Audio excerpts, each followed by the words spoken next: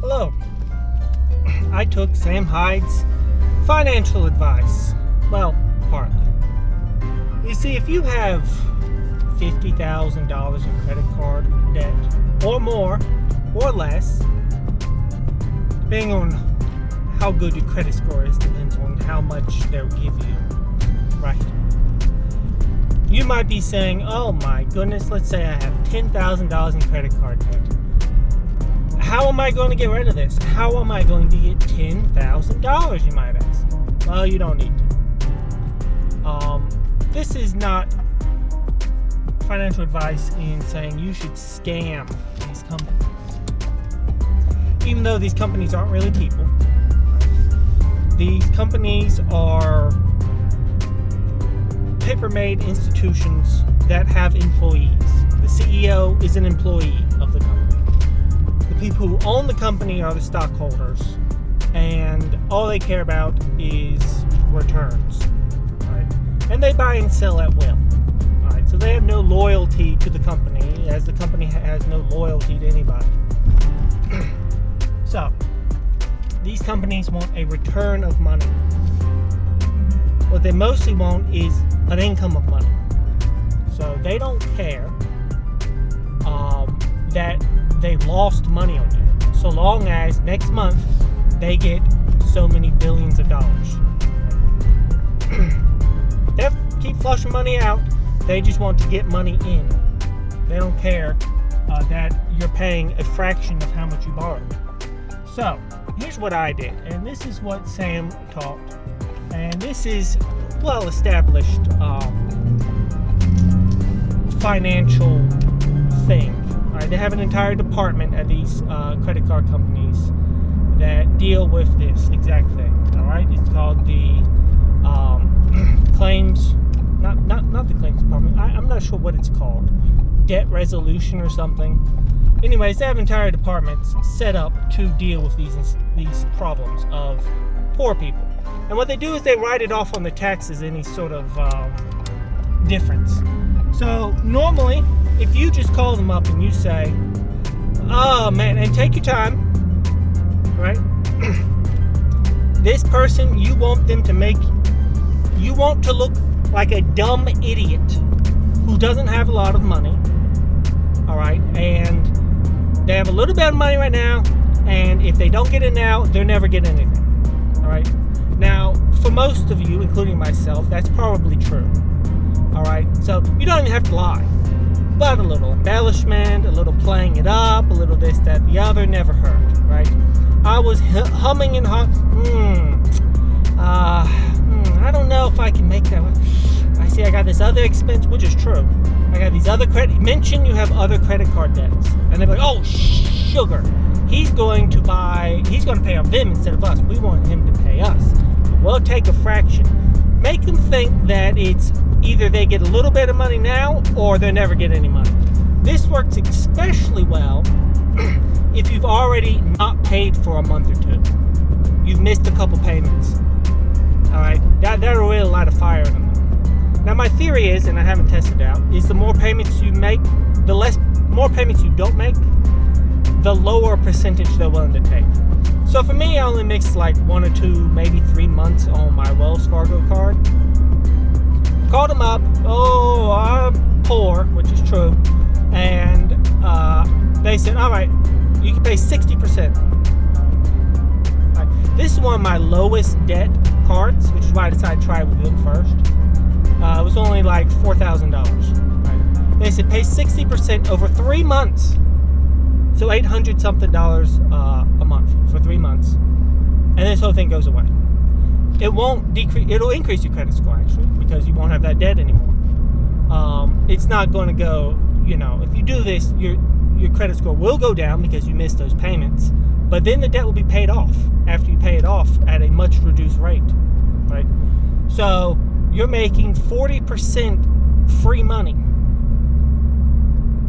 and the only thing it costs is a credit card, the credit score hit. You take out $10,000, you pay back $6,000. You made $4,000. Now that's not profit because you spent that. Now if you used it to buy Bitcoin or gold or silver or something.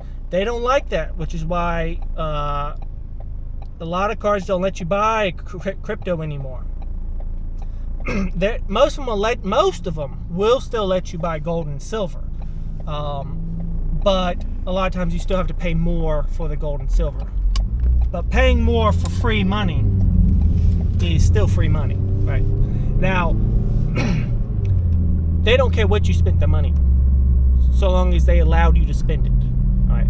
They don't care if you bought $10,000 worth of tampons because it's such a bleeding little, thing, or if you spent it all on Pokemon cards. They don't care. They don't even know. I mean, they do know, but the people you're talking to on the phone, they don't know, and they really don't care. They care about meeting objectives, getting money from you, getting something from you. Now, this is not the only tactic. This was the secondary tactic. You can let it go to collections. That'll decrease your score even more. But collections people, they'll settle for much less. They'll let you pay. The credit card company, the first line of defense is they say, oh, you're having trouble paying your card payments. Let's say your minimum payment is $100 a month. They'll say, well, what can you pay? Right? And this is what I wanted to do the lump sum and get it over and done with. But you can string them along for months or years, paying $20 or whatever a month for $4,000 in debt, right? And if that money's invested in something and you're making a % return, oh man. Now you can't do this with a human. If you owe your friend or family member $20,000, that is not a recipe for success in any field. Mental success, social success. This person will want to kill you if you start saying, I'll pay you $20 a month or something, right? You don't want to do that to a person. But to these companies, the companies aren't people. They just hire people, right? Company is a means by which rich people hire poor people. Rich people who invest in the company hire poor people to do all their work for them. Be that as it may. But yeah, you can let it string along. You can let it go to collections and pay even half, even less than 60%. That's kind of high. But I was like, it's a low quantity, and I want to get this off my record as soon as possible. Sure, 60% because it's not that much. It's a $4,000 card. So yeah, you can do that. It does work. There's other strategies. There's nuances, but you don't want to lie. All right, don't lie. Most of the time, you won't have to. Just say, I have a lot of debts. I want to just say I want to not deal with this problem anymore. Right? Now that's music to their ears. Why? Why would a broke ass, homeboy saying I want this debt gone be music to their ears? Because you're a problem that they want gone. Right? They want you gone. You saying I want you gone as well is you basically saying I agree with you. We should part ways. Now, that's good. That's great. They want to play ball with you. They won't. If you call them up and you say I have too much interest rate, they might be able to lower your interest rate just because you called them up. Let's say credit card, some minor like 29.99% interest. Holy smokes. But you call them up, you say, I got other companies there are. Now, if you have a 50 or a 500 credit score, this ain't going to work. But the first level of defense you have, let's say you're Johnny, good boy, you tie your shoes and, you cross your T's and dot your I's, but this interest rate's just too high. Call them up. Say, I want a lower interest rate. And 9 times out of 10, they'll give you something better. 29, okay, how about 19.99% interest rate? Will that suit you? Because they don't want to get the call where it's, they'll take slightly less profits or they'll take a payment plan, and then their bottom rung is a resolution, pay 60%, 50%, whatever, and just make this go away.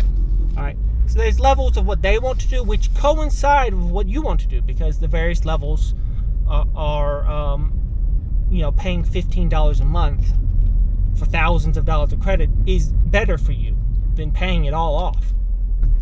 You're making money. You're a fool for not calling them up. Now, I know what you're saying. Oh, I hate talking on the phone to these people, and I don't want to look. Trust me, these people, they've heard it all before. Here's a pro tip. Get some nice headset with a nice speaker where you can speak clearly and everything. Plug that into your cell phone when you talk. It'll make dealing with these people and the hold times and everything much easier, because you won't have to hold it up there. It's not physically painful anymore. That's one tip. All right. Another tip is to try to get a person and not a machine as soon as possible. Tell them you want debt resolution. Tell them you want to make a lump sum. They put you in the right department, because the first department is not going to be the right department. And so you want to get to the right department. All right. So those are my tips. It does work. You can say, geez, you can ham it up all you want. For the credit card companies, you don't need to put on much of a show for them. But for debt collectors, oh man, put on a show. Oh, I can't pay any money. Oh, I just lost my job. For me, I have, certain things that are financially limiting. Let them think, because they buy this debt from the company for fractions.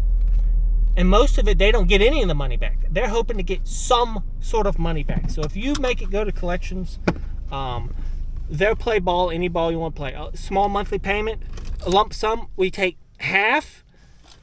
Own a payment plan, they'll do that.